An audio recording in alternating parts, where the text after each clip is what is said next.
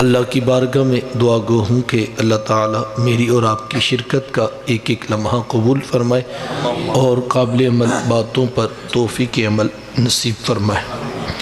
مختصر وقت میں حضور علیہ السلام کی سیرت طیبہ کے کچھ روشن پہلو آپ احباب کے سامنے بیان کر کے اپنی بات مکمل کر لوں گا، اس دعا کے ساتھ کہ اللہ تعالیٰ قابل عمل باتوں پر توفیق عمل نصیب فرمائے۔ آپ جانتے ہیں کہ اللہ کے رسول صلی اللہ علیہ وآلہ وسلم جب ان کی ولادت ہوئی تو 7 دن تک اپنی والدہ حضرت آمینہ سلام اللہ علیہ کا دودھ پیا۔ 8ویں دن یہ اعزاز دشمن اسلام ابو لہب کی کنیز ثویبہ کو حاصل ہوا۔ بیٹا اس کی نا ایکو آف کر دے، بس ایک سادی آواز، اللہ آپ کو سلامت رکھے، جزاک اللہ۔ 8ویں دن یہ اعزاز دشمن اسلام ابو لہب کی کنیز ثویبہ کو حاصل ہوا۔ اس نے حضور علیہ السلام کو دودھ بھی پلایا اور دیکھ بھال بھی کی۔ یہ چند دن کا دودھ تھا، یہ چند دن کی ہی دیکھ بھال تھی، لیکن میرے آقا نے ثویبہ کے اس احسان کو بھی پوری زندگی یاد رکھا۔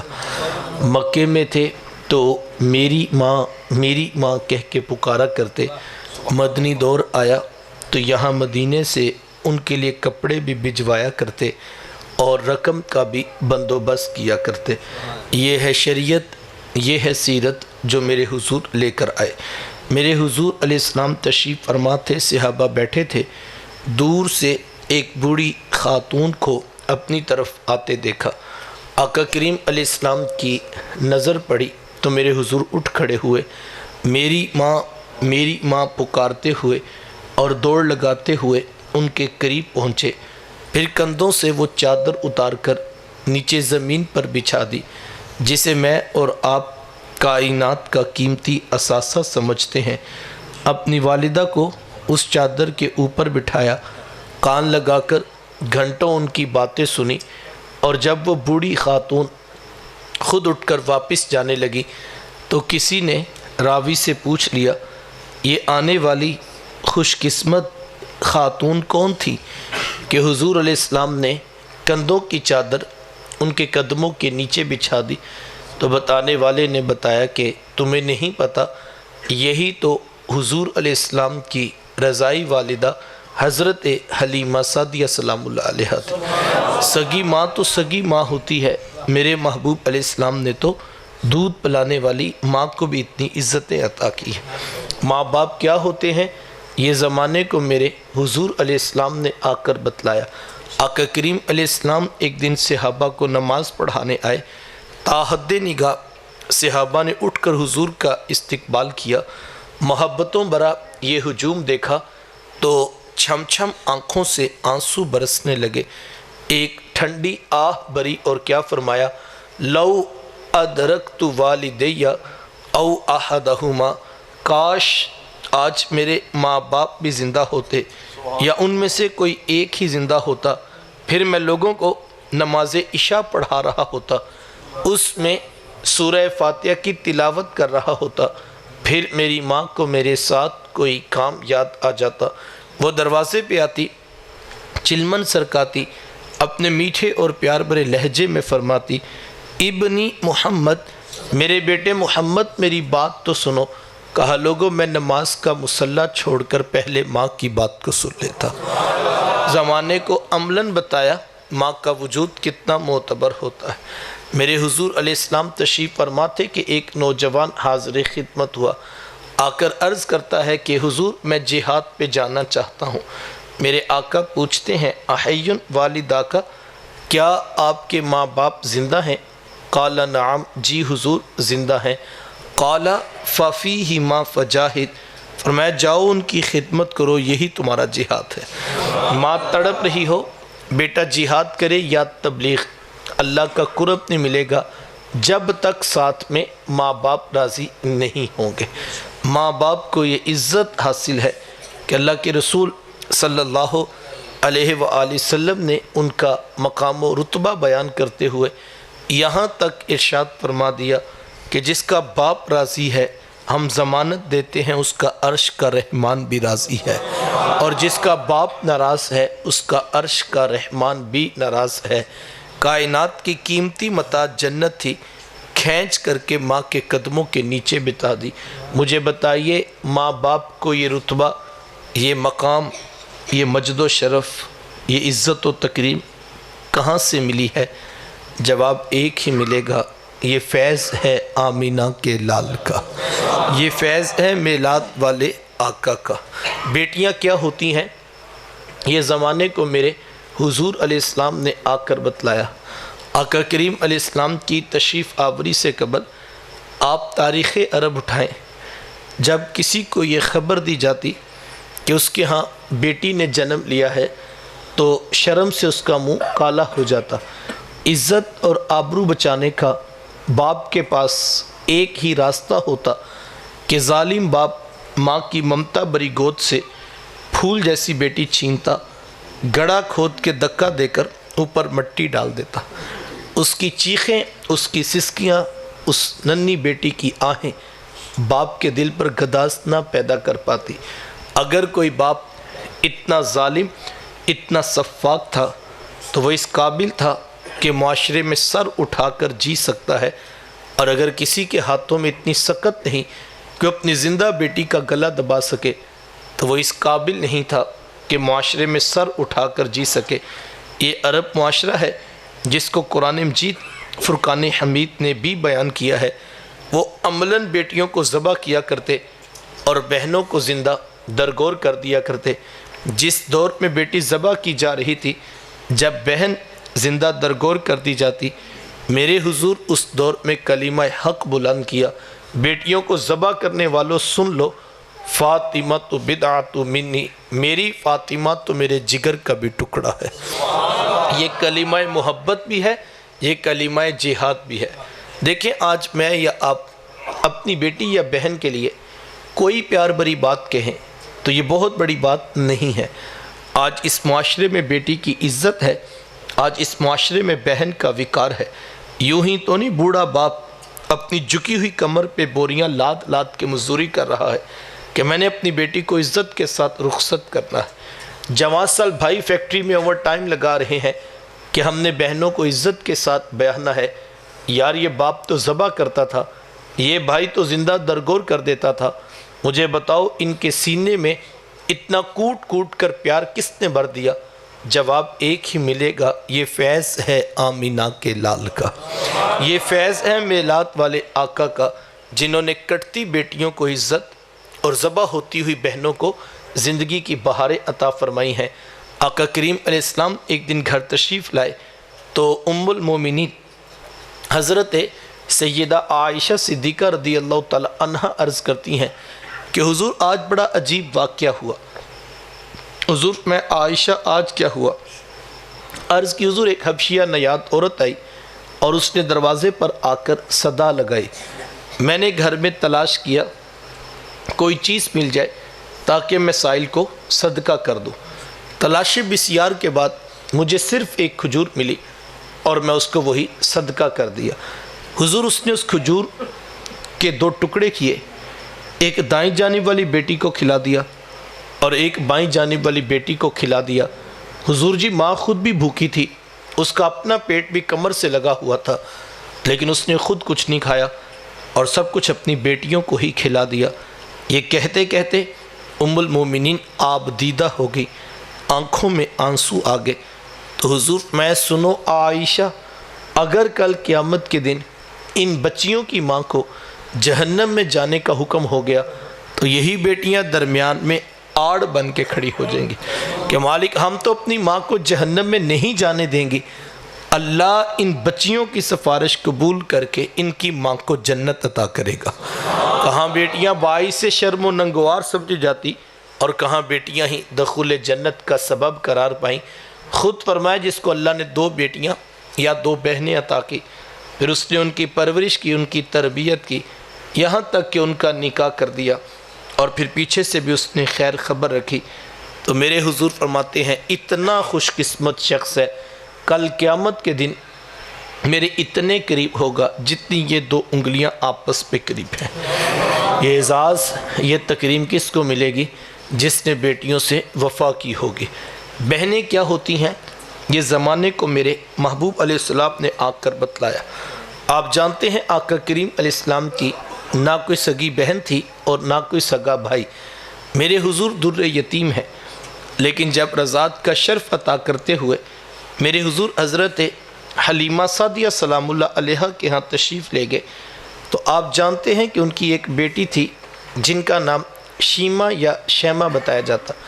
وہ رشتے میں حضور علیہ السلام کی رضائی بہن لگتی تھی۔ قبیلہ بنو سعد کے رواج کے مطابق شام کو جب مائیں کھانا پکانے لگتی تو بہنیں اپنے بھائی گود میں اٹھا کر باہر کھلے میدان میں لے آتی۔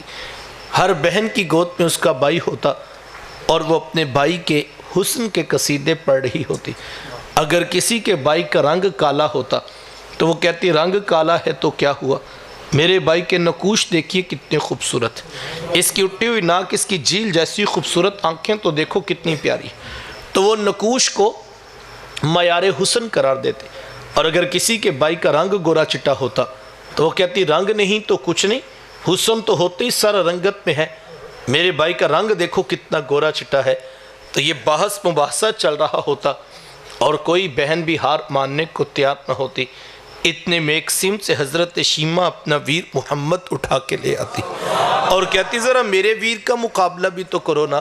تو وہ کہتی نہیں شیمہ، تیرے ویر کا مقابلہ تو نہیں نا، تیرا تو ساروں کا ہی سردار لگتا ہے۔ تو تم آتا حضرت شیمہ کا سر فخر سے بلند ہو جاتا اور وہ حضور علیہ السلام کو سینے سے چمٹا لیتی اور دعا دیتی ربنا اب کلانا محمدہ، انشاءاللہ میرے ویر محمد کو نظر نہ لگے۔ آج میں دیکھ رہی ہوں بچوں کا سردار ہے، کل اپنی آنکھوں سے دیکھوں جوانوں کا بھی سردار بنے۔ زندگی کے لیل و نہار گزرتے گئے، حضرت شیمہ کی شادی ہوگی۔ مدنی دور کی کہانی ہے اور اتفاق یہ ہوا کہ جس قبیلے میں حضرت شیمہ کی شادی ہوئی تھی، حضور علیہ السلام کے صحابہ کی لڑائی اور جنگ اسی قبیلے کے ساتھ ہوئی۔ ان کے کچھ بندے قتل کر دیے اور کچھ کو قیدی بنا کر صحابہ اپنے ساتھ لے آئے۔ عرب کے رواج کے مطابق قیدیوں کو چھڑانے کے لیے قوم کے سردار فدیہ اور فنڈ اکٹھا کرنے نکلے۔ ہر دروازے پر دستک دیتے اور فنڈ مانگتے۔ چلتے چلتے حضرت شیمہ کے دروازے پر بھی پہنچ گئے۔ دستک دی تو پوچھا کون؟ کہا قبیلے کے سردار ہیں، فنڈ اکٹھا کر رہے ہیں، تم بھی اپنا حصہ ڈالو۔ پوچھا یہ فنڈ کس لیے اکٹھا ہو رہا ہے، یہ رقم کیوں جمع کی جا رہی ہے؟ تو کہا کہ مدینے میں ایک شخص ہے، ادعائے نبوت رکھتا ہے، اس نے ہمارے لوگ پکڑ لیے ہیں اور ہم نے اپنے قیدی چھڑانے۔ تو پوچھا کہ ان کا نام کیا ہے؟ کسی کی زبان سے بے ساختہ نکلا محمد صلی اللہ علیہ وآلہ وسلم۔ ایک عرصے کے بعد حضور علیہ السلام کا نام سنا تو آنکھوں میں آنسو آ گئے۔ کہا انہوں نے تمہارے بندے پکڑے ہیں؟ کہا ہاں انہوں نے ہمارے لوگ پکڑے ہیں۔ کہا پھر فنڈ اکٹھا کرنا چھوڑو، صرف مجھے ساتھ لے چلو۔ کہا تم کیا کرو گی؟ کہا تمہارے قیدی چھڑا کے لاؤں گی۔ کہا تم ان کو جانتی ہو؟ کہا ہاں تمہیں نہیں پتا، وہ میرے بچپن کے ویر اور بھائی لگتے ہیں، میں تمہارے قیدی چھڑا کے دکھاؤں۔ حضرت شیمہ قبیلے کے سرداروں کو ساتھ لیا اور حضور علیہ السلام کے خیمہ نوری کی طرف سفر شروع کیا۔ یہ وہ وقت تھا جب ادب کی آیات نازل ہو چکی تھی۔ خبردار میرے رسول کی آواز سے آواز بھی اونچی نہ کرنا، ورنہ زندگی کی ساری کمائی غارت کر کے رکھ دوں۔ صحابہ ننگی تلواروں سے در حبیب پہ پہرا دے رہے تھے۔ حضرت شیمہ اس خیال سے کہ میں تو اپنے بھائی کو ملنے جا رہی ہوں، جب آگے بڑھنا چاہا تو پہرے داروں نے تلواریں سونپ دی۔ رک جا دیہاتی عورت، جانتی نہیں آگے کوچہ حبیب ہے، آگے تو بغیر اجازت کے جبریل نہیں جا سکتے، تو کون ہے؟ روایت میں آتا جب راستہ روک دیا گیا، تلواریں سونپ دی گئی، تو حضرت شیمہ نے یوں ہاتھ سے تلوار کو جھٹک کے کہا خلو سبیلی وعلموا انا اخت النبی کو، کہا میری راہیں چھوڑ دو، جانتے نہیں میں تمہارے نبی کی ہی باجی اور بہن لگتی ہوں۔ یہ آواز کانوں میں پڑی، صحابہ کی آنکھوں پر پلکوں کی چلمنے آگے، نگاہیں نیچی کر لی، تلواریں پیچھے ہٹا لی۔ حضرت شیمہ پورے پروٹوکول سے حضور علیہ السلام کے خیمہ نوری میں داخل ہوئیں۔ میرے حضور جب دور سے بہن کو آتے دیکھا، حضور اٹھ کر استقبال کیا، مرحبا خوش آمدید پیش کرتے ہوئے فرمایا، میری بہن آج کدھر کو آنا ہوا؟ عرض کی حضور آپ کے بندوں نے ہمارے کچھ لوگ پکڑ لیے ہیں، میں ان قیدیوں کو چھڑانے کے لیے آئی ہوں۔ سنو بھائیو، اللہ کے رسول نے کیا ارشاد فرمایا؟ حضور میں میری بہن تو نے آنے کی زحمت کیوں گوارا کی؟ تو گھر بیٹھے بھی پیغام بھیج دیتی، میں محمد تیرے کہنے پہ ہی ساروں کو چھوڑ دیتا۔ زمانے کو عملاً بتایا دروازے پر بہن کا آنا کتنا معتبر ہے۔ پھر چند جوڑے، کچھ گھوڑے، بہت سارا ساز و سامان، اور میرے حضور خود بہن کو چھوڑنے کے لیے دروازے تک تشریف لے آئے۔ صحابہ نگاہیں نیچی کیے، محبوب علیہ السلام کے ادب میں کھڑے تھے کہ حضور فرمائے، صحابہ میں جب بھی قیدی چھوڑا کرتا ہوں پہلے تم سے مشورہ بھی کیا کرتا ہوں، آج پہلا موقع ہے میں قیدی بھی چھوڑ رہا ہوں اور میں نے مشورہ بھی نہیں کیا ہے۔ عرض کی، اے بندہ نواز، آپ مالک کل کائنات ہیں، آپ جو چاہیں کریں، ہم کون ہوتے ہیں بھلا درمیان میں مشورہ دینے والے؟ لیکن حضور جی اتنا تو بتائیے، آج کون سی خاص بات تھی کہ آپ نے مشورہ بھی ضروری نہیں سمجھا؟ حضور میں صحابہ، آج میرے دروازے پر میری بہن آ گئی تھی۔ زمانے کو عملاً بہن کا رشتہ، اس کا تقدس، اس کی عزت، اس کی تکریم میرے رسول کی دہلیز سے ملا ہے۔ توجہ چاہوں گا، وقت سمٹ رہا ہے۔ جس دور میں بیٹی ذبح کی جا رہی تھی، جب بہن زندہ درگور کر دی جاتی، جب ماں جیسا رشتہ بھی منڈیوں اور بازاروں میں بک جاتا، اس دور میں بیوی کی کیا حیثیت ہوگی؟ جبکہ آج کے اس تہذیب یافتہ دور میں بھی کچھ لوگ بیوی کو پاؤں کا جوتا خیال کرتے۔ یہ زمانہ جاہلیت کی باتیں ہیں۔ آقا کریم علیہ السلام نے ازواج مطہرات کے ساتھ جو حسن سلوک کی داستانیں رقم کی ہیں، زمانہ ان کی مثال نہیں لا سکتا۔ کسی کو میرے حضور حمیرہ کہہ کے پکارتے ہیں، کسی کے لیے بکری کا بچہ ذبح کرتے ہیں اور گوشت کے مختلف ٹکڑے ان کی سہیلیوں کے ہاں بیچتے ہیں۔ حضور کثرت کے ساتھ حضرت خدیجۃ الکبریٰ رضی اللہ تعالی عنہ کا ذکر کیا کرتے۔ حضرت سیدہ عائشہ صدیقہ رضی اللہ تعالیٰ عنہ فرماتی ہیں کہ میرا جو ان سے رشتہ تھا ایک دن زبان سے بے ساختہ نکل گیا کہ حضور اللہ نے آپ کو بہتر ازواج عطا کر دی اور آپ ابھی تک اس بوڑھی عورت کو نہیں بھولے۔ فرماتی پھر حضور کے چہرے پر جلال آ گیا اور حضور میں، اے عائشہ مجھے خدیجہ کے بارے تکلیف نہ دو، جب پورے مکے نے میرا انکار کیا تھا ایک خدیجہ تھی جس نے میرا اقرار کیا تھا۔ کہا میں انہیں کیسے بلا سکتا ہوں جب زمانہ میری مخالفت کر رہا تھا اور کوئی میرا حمایت کرنے والا ساتھ نہیں تھا۔ خدیجہ اس وقت بھی میرے سے محبت کی دعوے دار تھی۔ فرماتے پھر میں نے ہمیشہ محبتوں کا ہی اظہار کیا، اور یہی حضرت خدیجۃ الکبریٰ رضی اللہ تعالی عنہ ہیں۔ جب ان کا وقت آخر قریب آیا تو حضرت سیدہ فاطمہ الزہرا رضی اللہ تعالی عنہ کو بھیجا اور کہا بیٹا جاؤ جا کر حضور علیہ السلام سے چادر رحمت مانگ لو۔ سیدہ حاضر خدمت ہوئیں اور آ کر عرض کی کہ میری والدہ چادر مانگ رہی ہیں۔ آقا کریم علیہ السلام نے چادر بھی اتار کر پیش کر دی اور ساتھ فرمایا بیٹا اپنی والدہ سے پوچھو یہ چادر کیا کرنی ہے۔ یہ کہتے کہتے میرے حضور بھی ساتھ تشریف لے آئے اور حضور میں، خدیجہ آپ نے چادر کیا کرنی ہے؟ عرض کی حضور مجھے جو بخار ہے لگتا یوں ہے کہ جان لیوا ثابت ہوگا، میری آرزو یہ ہے کہ مجھے کفن ملے تو آپ کی چادر رحمت میں ملے۔ یہ حضور علیہ السلام کی سیرت کا کتنا بڑا حوالہ ہے کہ بیوی آرزو کر رہی ہیں اگر مجھے شوہر کی چادر میں کفن مل جائے تو یہ رب کے حضور میری بخشش کی ضمانت ہوگی۔ حضور علیہ السلام نے چادر بھی اتار کر پیش کر دی اور ساتھ تاریخ ساز جملہ ارشاد فرمایا خدیجہ آپ نے تو صرف چادر مانگی ہے، لو ارتی جلدی لآتے تو کی، اگر آپ مجھ محمد کی جلد بھی مانگ لیتی میں وہ بھی اتار کے پیش کر دیتا۔ زمانے کو رشتوں کا تقدس میرے محبوب علیہ السلام کی دہلیز نور سے ملا ہے۔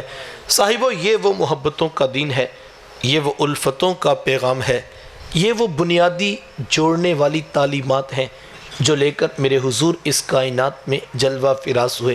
ہم نے حضور علیہ السلام کی آمد کی خوشی میں کمکم روشن کیا، ہم نے چراغاں بھی کیا، ہم نے راہوں میں پھول کلیاں پتیاں بھی بچھائیں، ہم مٹھائیاں بھی بانٹ رہے ہیں اور ہم دیگیں بھی پکا کر تقسیم کر رہے ہیں۔ یہ سب کام باعث برکت ہیں، میں ان کی نفی نہیں کرتا۔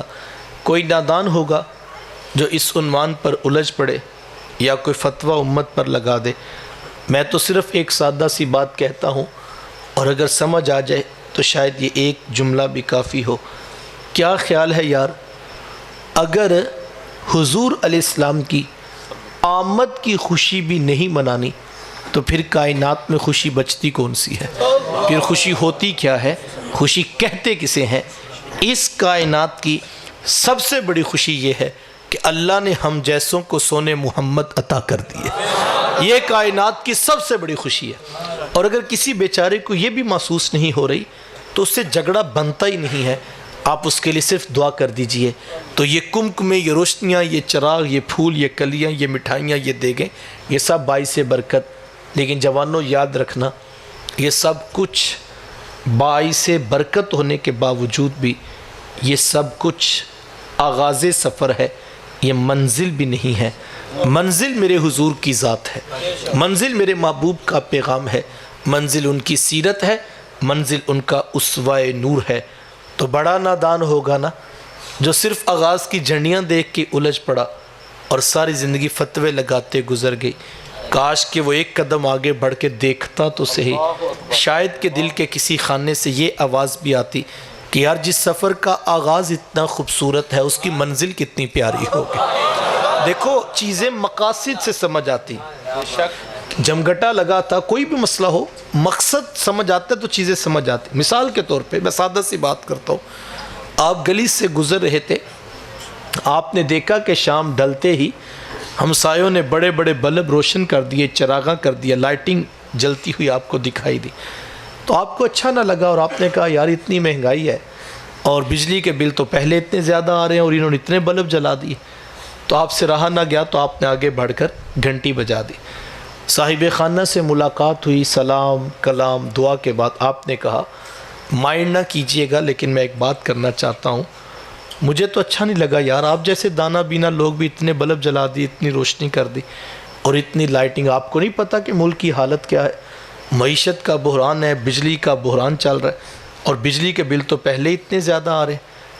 تو میں سے باہر کے اچھا نہ لگا تو اس نے کہا جناب آپ کی بات بالکل بجا ہے، تو میں بھی سمجھتا ہوں یہ ساری باتیں، لیکن اصل میں بات یہ ہے کہ نا کل ہمارے بڑے بیٹے کی شادی ہے تو ہم نے اس خوشی میں تھوڑی سی لائٹنگ کروائی ہے، تو آپ نے کہا اچھا میں بھی کہوں یہ بلا وجہ بلب نہیں جل رہے تو کوئی نہ کوئی وجہ تو ہوگی نا، تو جناب ہم ہمسائے ہیں تو ہمیں پتہ ہی کوئی نہیں، تو جناب اللہ بیٹے کو سلامتی دے، خاندان آباد ہو، خوشیاں نصیب ہوں۔ تو بیٹھک اپنا گھر ہے، آپ مہمان آئے تو ہمیں بھی سعادت دیجیے گا، کوئی بستر چاہیے ہو، برتن چاہیے ہو تو ہم ساتھ کھڑے ہیں آپ کے، مہمانوں کے ساتھ ویسے ہمسایوں کا حق ہوتا ہے۔ وہی لائٹنگ ہے، وہی چراغاں ہے، وہی بلب ہیں، جیسے ہی آپ کو مقصد سمجھ آیا آپ کا لہجہ تبدیل ہو گیا، انداز بدل گیا، اور آپ کو پہلے جو اچھا نہیں لگ رہا تھا اب آپ دعائیں دینے لگے کہ بیٹے کی خوشی کا موقع ہے اور اتنا تو ہونا بھی چاہیے، اور آپ نے کہا ہم آپ کے ساتھ کھڑے ہیں۔ میں کہتا ہوں میاں ساری زندگی فتویٰ ہی لگایا، ایک قدم آگے بڑھ کے پوچھ ہی لیتے کہ پچھلے ماہ ایک مزدور بھی روڈ پہ بجلی کا بل لے کے کھڑا تھا اور آج وہ مزدور بھی اپنے بیٹے سے کہتا ہے پتر باہر والا بلب نہ بجھانا، سونے محمد کی آمد والا موسم ہے۔ سوچنے والا تو یہ بھی عنوان تھا، دیکھنے تو رنگ ہر کسی کے اپنی اپنی فضا، ہر کسی کا اپنا ذوق طبع ہوتا ہے۔ میں نہیں کہتا کوئی حرج نہیں، کسی نے نہیں لائٹنگ کروائی، کسی نے کہا یار میں لائٹنگ کیا کروانی ہے، میں نے تو اپنے بڑوں سے یہ سنا ہے کہ حضور علیہ السلام کو یہ بات بڑی پسند تھی کہ میرا امتی مجھ پہ درود پڑھے اور میرا رب ان کے اوپر رحمت کا نزول فرمائے۔ تو میں تو یہ یوم ولادت ہے، یہ ماہ ربیع الاول شریف ہے، تو میں لائٹنگ تو نہیں کروا سکوں گا لیکن میں پورا مہینہ تسبیح لے کے بچوں کو بٹھا کے سونے محمد پہ درود پڑھوں گا۔ میں تو حضور کی ولادت کی خوشی میں درود کا وظیفہ بڑھا دوں گا۔ تو کسی نے کہا یار اصل بات تو یہ ہے کہ حضور علیہ السلام کی تو آنکھوں کی ٹھنڈی نماز ہے، تو حضور کو تو نماز بڑی پسند تھی، تو میں پنجگانہ نماز تو پڑھتا ہی پڑھتا ہوں، لیکن چونکہ صبح شب ولادت ہے اٹھ کے تہجد کے نفل بھی ادا کروں گا۔ تو یہ بھی محبت کا ایک انداز تھا۔ تو کسی نے کہا یار ہم نے تو یہ سنا ہے کہ حضور علیہ السلام کو کھانا کھلانا بڑا پسند تھا، تو میں یہی 20,000 لے کر جا کے اچھا سا کھانا تیار کر کے ڈبوں میں پیک کر کے میں عزت کے ساتھ حضور کے غریب امتیوں کے گھر میں کھانا پہنچا کے آؤں گا۔ تو کسی نے کہا یار حضور تو یتیموں کا بیواؤں کا آسرا و سہارا تھے، میں تو یہی یتیم بچی کے جہیز کے اندر 5,000 ڈالوں گا کہ حضور کی روح خوش ہو جائے۔ میں نے تو یہ سنا ہے کہ حضور نے فرمایا تھا کہ میں اور یتیم کی کفالت کرنے والے کل اتنے قریب ہوں گے جتنی یہ 2 انگلیاں قریب ہیں۔ تو کہا میں تو اس طرح میلاد مناؤں گا۔ تو کسی نے کہا میاں تمہیں نہیں پتا، صحابہ نے محبوب سے پوچھا تھا کہ حضور جی آپ ہر پیر کو روزہ کیوں رکھتے ہیں؟ تو حضور فرمایا تھا اس دن مجھ پر وحی نازل ہوئی تھی اور اس دن میں محمد پیدا ہوا تھا۔ تو کہا میں تو حضور کی ولادت کی خوشی میں روزہ رکھوں گا۔ تو کسی نے کہا یار نہ میں یہ کر سکتا ہوں، نہ میں یہ کر سکتا ہوں، میں نہ یہ کر سکتا ہوں، لیکن میں نے سنا ہے کہ حضور کی بعثت کا مقصد تو هو الذی ارسل رسولہ بالہدی ودین الحق لیظہرہ علی الدین کلہ۔ حضور تو آئے اسی لیے تھے کہ اس دین کو سارے دینوں پہ غالب کرنا تھا۔ مجھے اللہ نے علم کا نور دیا ہے، میں پورا مہینہ ربیع الاول شریف میں حضور کے دین کا پھریرا لہرا دوں گا۔ میں گھر گھر جا کے، نگر نگر جا کے، گلی گلی جا کے سونے محمد کا دین لوگوں تک پہنچاؤں گا۔ تو یہ سارے محبتوں کے رنگ تھے۔ یہ کیسی عجیب بات ہے، اگر مجھے ایک طریقہ اچھا نہ لگے اور میں کہوں یہ کیوں کرتا ہے وہ یوں کیوں کرتا ہے۔ صاحب یہ خوشی کے موسم ہے، اس میں جو بھی رنگ اپنا لو، رنگ محمدی ہونا چاہیے، رنگ محمدی ہونا چاہیے، خوشبو اس میں سے حضور علیہ السلام کے عشق کی آنی چاہیے۔ تو یہ تو محبتوں کے عنوان ہے، یہ تو الجھنے کا موضوع ہی نہیں تھا۔ کسی نے کہا کہ نہیں کہ لائٹنگ کروانی، کوئی حرج نہیں۔ کسی نے کہا ہم چراغاں نہیں کرتے، ہم کھانا بانٹتے ہیں، کسی نے کہا ہم درود پڑھتے ہیں، کسی نے کہا ہم نفل پڑھتے ہیں، کسی نے کہا ہم روزہ رکھتے ہیں، کسی نے کہا ہم یتیموں کا اور بیواؤں کا آسرا بنتے ہیں۔ تو یہ سارے محبت کے عنوان ہیں۔ کاش کہ ہم آگے بڑھ کے دیکھتے تو صحیح، لیکن کتنا نادان ہوگا کہ جس سفر میں اتنا خوبصورت ماحول بنا ہوا تھا کہ کوئی روزہ رکھ رہا ہے، کوئی درود شریف پڑھ رہا ہے، کوئی ذکر کر رہا ہے، وہ سفر تو آگے تھا، تو وہ جھنڈیاں دیکھ کے الجھ پڑا اور ساری زندگی فتوے لگانے میں گزر گئی اور کتنا وقت ضائع ہو گیا۔ اللہ اکبر۔ اچھا یار اگر وہ نادان ٹھہرا تو وہ بھی تو کوئی عقل مند نہیں ہوگا جو ساری رات جھنڈیاں ٹانگتا رہا، چراغوں میں تیل ڈالتا رہا، کمکمیں روشن کرتا رہا، گلی میں پھول پتیاں بچھاتا رہا، اور جب صبح محبوب کی آنکھوں کا ٹھنڈ کا ویلا آیا وہ بھی سویا ہوا تھا اور وہ بھی مسجد آنے کے لیے تیار نہیں۔ وہ جھنڈیوں کو سب کچھ سمجھ بیٹھا، کوئی جھنڈیاں دیکھ کے ایسا الجھا کہ آگے بڑھنے کے لیے تیار نہیں، اور کوئی جھنڈیوں کو سب کچھ سمجھ بیٹھا اور وہ بھی ایک قدم آگے بڑھنے کے لیے آمادہ نہیں، اور وہ ساری رات یہی کرنے کے لیے تیار ہے۔ وہ 12 ربیع الاول والے دن 6 گھنٹے کے لیے جھنڈا اٹھا کے جلوس میں چلنے کے لیے تو آمادہ ہے، لیکن اسی 12 ربیع الاول کو ظہر کے لیے مسجد میں آنے کے لیے تیار نہیں۔ وہ سمجھا میں نے جھنڈا اٹھایا ہوا تو یہ سب کچھ ہے، اور وہ اسی جھنڈیوں میں ہی کھو کے رہ گیا۔ تو یاد رکھنا جوانوں، منزلیں نہ الجھنے والوں کو ملتی ہیں، نہ یوں کھو جانے والوں کو ملتی ہیں، منزلیں تو دم دم یار کے ذکر سے ملتی ہیں۔ ہم نے منزل کا سفر کرنا ہے، اللہ اکبر، اور منزل حضور علیہ السلام کی سیرت ہے۔ میلاد والوں کی منزل کیا ہے؟ میرے شیخ طریقت اپنے میٹھے اور پیار بھرے لہجے میں میلاد والوں کی منزل بیان کیا کرتے ہیں، اور آپ فرماتے بیٹا یہ نہ ہو کہ لوگ تم سے پوچھیں کہ تم کون ہوتے ہو اور تم پاسپورٹ سے مذہب والا خانہ نکال کے دکھاؤ، یہ دیکھیے اسلام نے کہا ہم مسلمان ہوتے ہیں۔ کہا نہیں بیٹا، نہ کسی کو پوچھنا پڑے، نہ کسی کو بتانا پڑے، تم دور سے آ رہے ہو، تمہاری وضع قطع، شکل و صورت، چال ڈال، انداز معاشرت، طرز زندگی اتنا خوبصورت ہو کہ تم دور سے آ رہے ہو اور لوگ مسکرا کے کہیں وہ دیکھیے میلاد والے آقا کا امتی آ رہا۔ یہ میلاد کی منزل ہے۔ ہمیں ہر بار نعرہ لگا کے کیوں بتانا پڑے ہم حضور کے عاشق ہیں؟ ہمیں سال کے بعد جھنڈیاں لگا کے کیوں بتانا پڑا یہ عاشقوں کا گھر ہے؟ مزہ تو یہ ہے نوجوان گلی سے گزر رہا ہو اور اس کی جھکی ہوئی آنکھیں بتا رہی ہوں سونے محمد کا غلام جا رہا۔ کمال تو یہ کوئی ہمارے ساتھ تجارت کرے تو وہ مطمئن ہو جائے میرے ساتھ دھوکہ نہیں ہوگا، میرے ساتھ فراڈ نہیں ہو سکتا۔ تو کوئی کہے گا نا جناب یہ کون سا دور ہے آنکھیں بند کر کے یقین کرنے کا، تو مزہ یہ ہے وہ مسکرا کے کہے میاں میں نے تجارت کسی پرائے سے نہیں کی، میں نے حضور کے غلاموں سے کاروبار کیا ہے، اور حضور کا غلام تو جھوٹ بول ہی نہیں سکتا، حضور کا غلام تو دھوکہ دیتا ہی نہیں ہے۔ کمال تو یہ ہے، دیکھو یہ میرے حضور علیہ السلام کی سیرت ہے نا۔ اللہ اکبر۔ آقا کریم علیہ السلام جب ان کے گھر کا محاصرہ کر لیا گیا، ننگی تلواریں لے کر خون کے پیاسے جان کے دشمن بن کے لوگ باہر کھڑے، اور آقا کریم علیہ السلام کو یہ فکر نہیں ہے کہ میری جان کے دشمن ہیں، یہ فکر نہیں یہ میرے خون کے پیاسے ہیں، بلکہ فکر کیا ہے، ان کی امانتیں میرے پاس ہیں، وہ ان کو کیسے واپس کرنی۔ کن کی امانتیں حضور والا؟ جو صرف مذہب کے دشمن نہیں تھے، جو جان کے بھی دشمن بن چکے تھے۔ تعلیمات تو یہ تھی تمہارے پاس کسی کافر کی بھی امانت ہے تو تم نے اس کو واپس کرنا ہے، جبکہ ہم کافر کو کیا واپس کرنا یا اس سے کیا ہم نے حساب کرنا۔ ہماری حالت تو یہ ہے کہ ہم تو بہنوں اور بیٹیوں کا وہ حصہ جو قرآن میں رب تعالیٰ نے بیان کیا ہے، ہم وہ بھی دینے کے لیے تیار نہیں ہیں۔ جب ہم بہنوں اور بھائیوں کی جائیداد بھی ہڑپ کر جائے تو پھر فرق تو کوئی نہیں پڑتا، میں نے جھنڈا یہاں لگایا یا لائٹیں میں نے اپنے آپ کو باندھ لی ہوئی ہیں، فرق نہیں پڑتا۔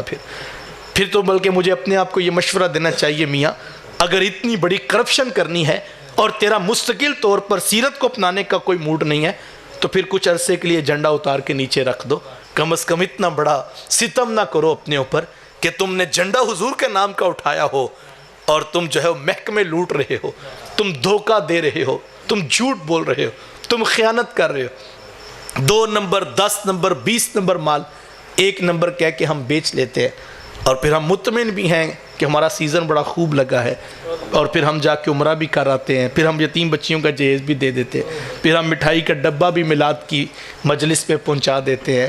پھر ہمیں رک جانا چاہیے۔ ہمارا ایشو یہ ہے، ہمارا مسئلہ یہ ہے، ہم 2 الگ الگ خانوں میں زور لگا رہے ہیں۔ یہ ہمارا دنیا کا خانہ ہے، یہ ہمارے دین کا خانہ ہے، اور ہم 2 الگ میں زور لگاتے ہیں۔ ربیع الاول میں ہم نے دین کے خانے پہ جو ہے وہ مہر لگا دی، اور جب ہمارا عید کا موسم آیا تو ہم اور طرح کے مسلمان ہو گئے، جب ہم فیسٹیول میں گئے تو ہم اور طرح کے مسلمان ہوئے، جب ہمارے بیٹے کی شادی آئی تو ہم مہندی والی رات نہیں بنا لی ہم نے، اور اس میں ہم اور طرح کے مسلمان۔ محرم والے دن ہم نے لنگر بھی اور رکھا ہوا ہے، ماحول بھی اور رکھا ہے، اور ہم اس میں اس طرح کے مسلمان ہوتے۔ رمضان آیا تو پہلے 10 دن میں ہم اور طرح کے مسلمان، آخری 10 دن کے اندر ہم اور طرح کے مسلمان۔ تو آدھا تیتر آدھا بٹیریا، عشق کا مزاج تو نہیں صاحب، عشق اپنی مرضی تو کرتا ہی نہیں، عشق تو سکھاتا ہی محبوب کی مرضی ہے۔ عاشق ہر کوئی آکھے پر عاشق بندہ مر کے، زہر پیالہ کوئی نہیں پیندا پر عاشق پیندا پر کے۔ عشق تو عمل سکھاتا ہے، عشق تو راہیں آسان کر دیتا ہے، لیکن ایک ایسا عشق ہے جو 6 گھنٹے مجھے جلوس کے اندر جھنڈا تو پکڑاتا ہے اور پورے شہر کا چکر بھی لگواتا ہے۔ وہ عشق مجھے فجر کے لیے مسجد میں کیوں نہیں لے کر آتا؟ وہ عشق مجھے دفتر کی کرسی پہ بیٹھ کے دیانتداری سے کام کرنا کیوں نہیں سکھاتا؟ وہ عشق مجھے امانت داری کیوں نہیں سکھاتا؟ وہ عشق میری زبان پہ سچائی کا نور کیوں نہیں لاتا؟ تو اصل تو مسئلہ یہاں پہ ہے، ہمیں اس پہ غور کرنا ہوگا، اور جب تک ہم اس پر عملاً اختیار نہیں کرتے، عمل کو لازم نہیں کرتے ہیں اپنے لیے، پھر ہمیں حاصل کچھ بھی نہیں ہوگا۔ اور اگر ہم یہ کرتے ہیں، اللہ اکبر، ہم سچ کے ساتھ کھڑے ہیں، وقت سمٹ گیا، ہم دیانتداری کے ساتھ کھڑے ہیں، پوری امانت داری کے ساتھ۔ میرے استاذ المکرم اللہ ان کو صحت دے، جب پڑھایا کرتے تھے تو فرماتے تھے کہ صبح 6 بجے سے لے کر 12 بجے تک یہ 6 گھنٹے میرے مدرسے کا ٹائم ہے، اور میں پابند ہوں کہ اس پہ بچوں کو پڑھانا ہے میں نے، اور بیٹا اگر ان 6 گھنٹوں کی مجھے مدرسہ تنخواہ دیتا ہے تو میرا کام ڈیفائن ہے کہ میں نے طلباء کو درس نظامی کے اسباق پڑھانے ہیں۔ اگر ان 6 گھنٹوں میں میں تسبیح پکڑ کے درود پڑھوں گا، میرا درود شریف قبول نہیں ہوگا، کیونکہ یہ میرے مدرسے کا وقت ہے، یہ ہے معیار۔ اللہ اکبر۔ اور اگر ہم محکمے سے چھٹی لے کے جائیں ظہر کی نماز کی، پونے گھنٹے کے بعد ہم واپس آئیں، کس کو نہیں پتا کہ 20 منٹ میں بڑی تسلی سے زور پڑی جاتی، اور ہم نے بڑا تسبیح پکڑ کے اپنے آپ کو مطمئن کیا ہوا کہ میری نماز کوئی قضا نہیں ہوتی۔ اور میاں جو 50,000 روپیہ محکمے سے 25 سالوں سے لے رہے ہو، اس کا حساب کس نے دینا ہے؟ یہ بھی دیکھنا ہوگا، بڑی تسلی کے ساتھ سوچنا پڑے گا۔ ہمارا مسئلہ یہ ہے، ہماری محفلیں جلسہ سب ٹھیک ہے، میں نہیں اس کا انکار کرتا، اور اکثر میں کہتا ہوں دوستوں سے، ہم سمجھتے ہیں مجمع آیا، لوگ آئے، خطباء نے تقاریر کی، نعت خوانوں نے نعت پڑھی، بہت اچھا رنگ بنا، محفل سما باندھ گیا، لنگر پورا ہو گیا، حاضری بڑی اچھی تھی، سب بڑا اچھا ہو گیا، ہمارا کام ختم ہو گیا۔ ایک لحاظ سے دیکھیں تو واقعی ذمہ داری ختم ہو گئی، اتنے دنوں سے جو محنت ہو رہی تھی اللہ نے عزتیں تاکہ سب کچھ بہت اچھا ہو گیا۔ لیکن حقیقت میں مجھ سے پوچھیں تو اصل کام شروع ہی جلسہ ختم ہونے کے بعد ہوتا ہے، کہ جو ہم نے سنا تھا، جس کے اوپر ہم جھوم رہے تھے، جس پر ہمیں وجد آ رہے تھے، جس پہ ہم نعرے پہ نعرہ سبحان اللہ پہ سبحان اللہ کہتے، اصل وہ دفتر کی کرسی پہ اس کا امتحان تھا، اصل اس کا دکان کے اوپر امتحان تھا۔ رات تو تم کہتے تھے رسول اللہ نے کافروں کی بھی امانتیں واپس کر دی، تم تو کہتے تھے حضور صادق بھی تھے، حضور امین بھی تھے، تم جھوم رہے تھے کہ اتنا مقدر جاگ گیا میرا کہ مجھے اللہ نے اتنے بڑے پیغمبر عطا کر دیے۔ تو جب صبح دکان پہ بیٹھے پھر وہ جھومنے والا نعرہ کہاں گیا؟ اصل تو امتحان اب ہوش میں آنا تھا نا عاشق نے، لیکن اس وقت عاشق کہتا ہے حضور سچ بولنے سے مال بکتا نہیں، اس وقت عاشق کہتا ہے حضرت باتیں تو ٹھیک ہیں آپ کی لیکن سسٹم نہیں چلتا، یہ ایک نیا فلسفہ آ گیا جناب، سسٹم نہیں چلتا، کوئی کہتا ہے سچ سے بکتا ہی نہیں۔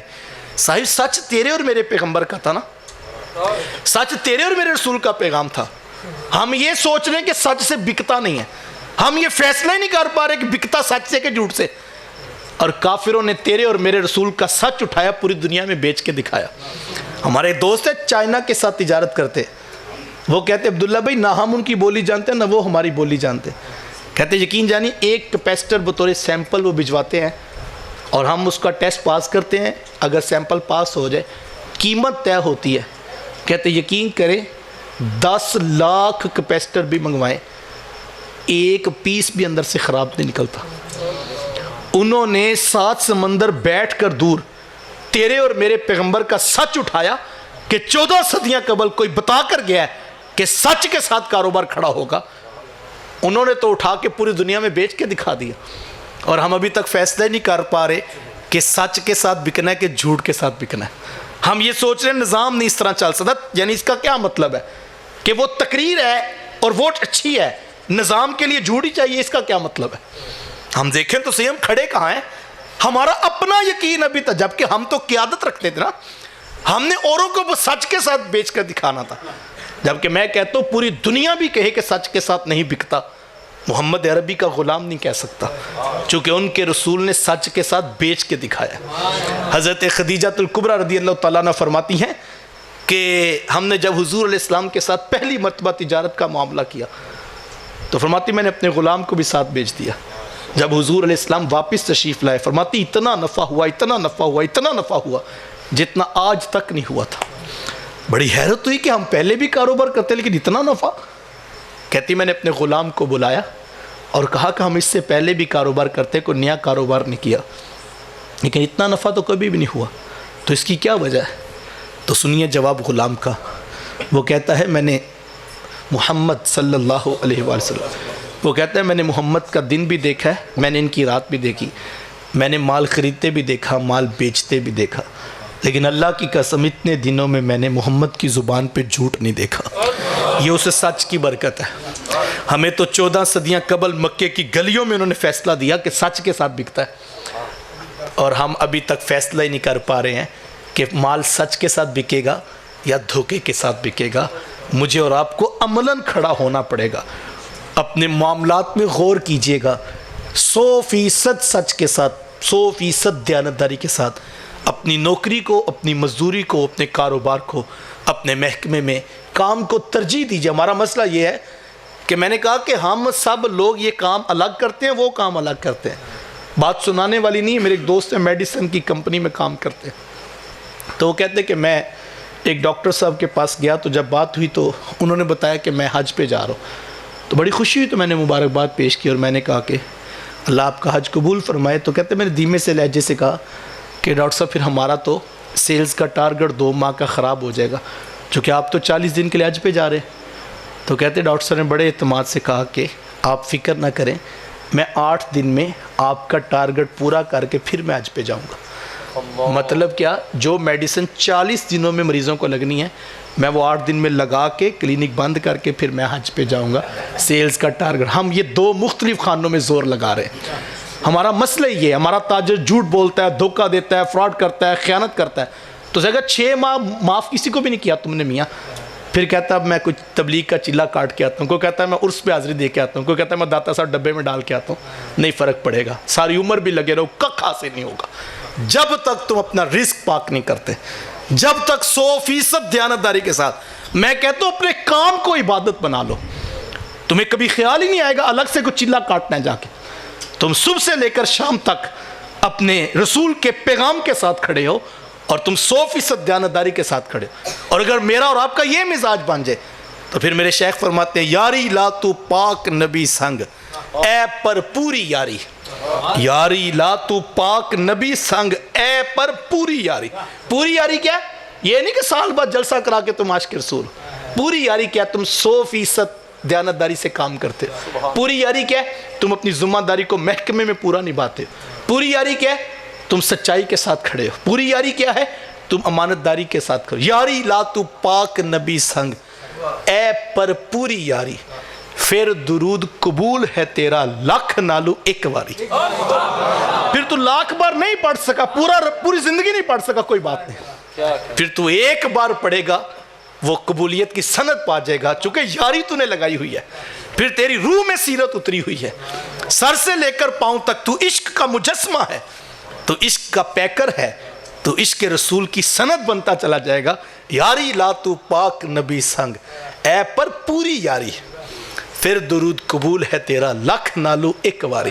پھر تم لاکھ بار نہ پڑھو, کوئی مسئلہ نہیں, تمہارے درود کی تو ضرورت نہیں. اصل تو تمہارا امتحان ہے کہ تم کہاں پہ کھڑے ہو. آؤ میں اور آپ اپنے حصے کی شمع روشن کیجئے. آپ اتنے لوگ بیٹھے ہیں, سر شام سے لے کر اب گھڑی 11:15 11:20 پہ پہنچ گئے. میں آپ کو دعوت پیش کرتا ہوں, تنہائی میں بیٹھے ہیں, کاغذ پینسل لے کر بیٹھے, کوئی قیامت نہیں آنے لگی. بچوں کا بھی اللہ راضی کا ہے, بیٹیوں کا جہیز بھی رب دے گا. جس نے بیٹیاں دی ہیں اس نے مقدر بھی لکھے ہیں. ہم برہنہ بدن بھوکا پیٹ لے کر آئے تھے, اللہ نے سب کچھ ہمیں دیا. اللہ قرآن میں کہتا ہے ہم تمہیں بھی رزق دیتے ہیں, تمہاری اولادوں کو بھی دیتے ہیں. جب ہر کوئی اکیلا آتا ہے اللہ نے رزق لکھا ہے. اتنی ٹینشن نہ لو کہ تم جھوٹ کا رستہ اختیار کر لو. تسلی سے بیٹھ کے 2 نفل پڑھو اور اللہ سے سچی معافی مانگو. مالک جو گزر گیا وہ گزر گیا. آج میں لکیر لگاتا ہوں تیرے رسول کا نام لکھ کر, آج کے بعد خیانت نہیں کروں گا, آج کے بعد جھوٹ نہیں بولوں گا, آج کے بعد رشوت نہیں لوں گا, دھوکہ نہیں دوں گا. جو میرے حصے کا رزق ہوگا میں اس پہ مطمئن رہوں گا. ایک کام کی تم ضمانت دے دو. حضرت سعد رضی اللہ تعالیٰ عنہ آئے میرے حضور کے پاس, عرض کی حضور میں مستجاب الدعوات بننا چاہتا ہوں. ہر ایک کا اپنا ذوق ہے. مستجاب الدعوات کا کیا مطلب ہے کہ حضور میں یہ چاہتا ہوں میرا رب کا تعلق ایسا بن جائے کہ میں جب بھی دعا مانگوں میری دعا قبول کرے. اللہ اکبر. آنے والے کا کتنا مختصر سوال, لیکن منظر کتنی بڑی ہے کہ اتنا بڑا درجہ چاہتا ہوں, عام چھوٹا درجہ نہیں چاہیے. 2 لفظی جواب.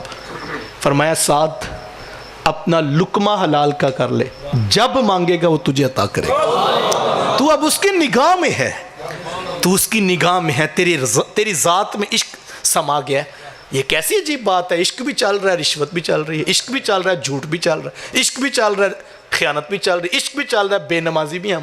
یہ کیسا عشق ہے؟ یہ تو عشق نہیں ہوتا صاحب, یہ تو اس کا کوئی اور نام رکھ لیا جائے. عشق جب روح میں سما جاتا, اللہ اکبر. یار ہم سے تو رشوت نہیں چھوڑی جا رہی, ہم سے تو جو ہے جھوٹ نہیں چھوڑا جا رہا, لیکن ان کا عشق دیکھیں. امیہ زور سے کوڑا مارتا ہے اور کہتا ہے بلال چھوڑ دے کلمہ ورنہ تیری چمڑی ادھیڑ کے رکھ دوں گا. وہاں رشوت نہیں چھوڑنی, جان چھوڑنی پڑے گی یا عشق بچانا پڑے گا. 2 آپشن ہے, یا جان رکھ لو یا عشق رسول رکھ لو. بلال کیا کہتے ہیں, تو ترش رو ہو کر گالی 1000 دے, یہ وہ نشہ نہیں جسے ترشی اتار دے. کہا تم سے جو ہوتا تم کر لو, میں تو یہ کلمہ نہیں چھوڑنے والا. اللہ اکبر. زخم پہ زخم کھا کے جی, خون جگر کے گھونٹ پی, آہ نہ کر لبوں کو سی, یہ عشق ہے دل لگی نہیں. عشق کیا ہے اور تمہارے گھر پریشانی بھی نہ آئے. عشق کیا ہے تو تم یہ رونا رو کہ UPS نہیں لگا ہوا. تم نے کیا عشق رسول ہے اور تم ٹینشن لو کہ بچوں کی فیس اچھے اسکول کی ہونی چاہیے. کیا عشق رسول ہے اور ٹینشن یہ ہو کہ شادی کے 4 جوڑے نہیں بنے ہیں. یہ کیسا عشق رسول ہے میاں؟ عشق رسول تو یہ ٹینشن دیتا ہے کچھ بچے نہ بچے, سونے محمد کا سچ بچے گا. کچھ بچے نہ بچے, خیانت نہیں لوں گا, کچھ آمدن میں ہو یا نہ ہو جھوٹ نہیں بولوں گا. عشق تو یہ سکھاتا ہے صاحب. اور ہمارا کیسا عشق ہے؟ ہماری ٹینشنیں کیا ہیں؟ UPS نہیں لگا ہوا. ہماری ٹینشنیں کیا ہیں؟ کہ جو ہے وہ میرے بچوں کے عید کے کپڑے نہیں ہیں. یہ عشق کے یہ مسئلے تو نہیں ہوتے صاحب. کوئی کہتا ہے میری مجبوری بڑی ہے, کوئی کہتا ہے جناب ذمہ داریاں میرے پہ بڑی ہیں, میں نے فلاں کام بھی کرنا ہے, پھر تھوڑا بہت تو کرنا ہی پڑتا ہے. عشق تو تھوڑا بہت نہیں کرتا, عشق تو پوری بات کرتا ہے. یاری لاتو پاک نبی سنگ اے پر پوری یاری, پھر درود قبول ہے تیرا لکھ نالو ایک واری. آئیے عشق رسول میں رنگ جائیے, اور ایک بار میں نے کہا گھر جا کے ضرور تسلی کیجیے گا, گھر والی کو بھی بٹھا لیجیے گا, اس کو کہ یار بڑا وقت گزر گیا, 40 45 30 سال گزر گئے, کھا ہی رہے ہیں, پی بھی رہے ہیں, کپڑے بھی پہن رہے ہیں, آگے پتہ نہیں 5 سال ہیں, 10 سال ہیں, 10 منٹ ہے, زندگی کب ختم ہو جانی. یہ دھوکے کی زندگی میں نہیں گزار سکتا.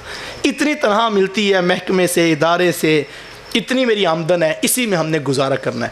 ہم نے حضور کو دھوکہ نہیں دینا, ہم نے رسول اللہ کی امت سے فراڈ نہیں کرنا. ہم سچی کھری زندگی گزاریں گے, نہ جانے کب ختم ہو جائے, کل قیامت کے دن ہم سرخرو ہو جائیں, یہی اصل کامیابی ہے. آئیے اپنے حصے کی شمع روشن کیجئے.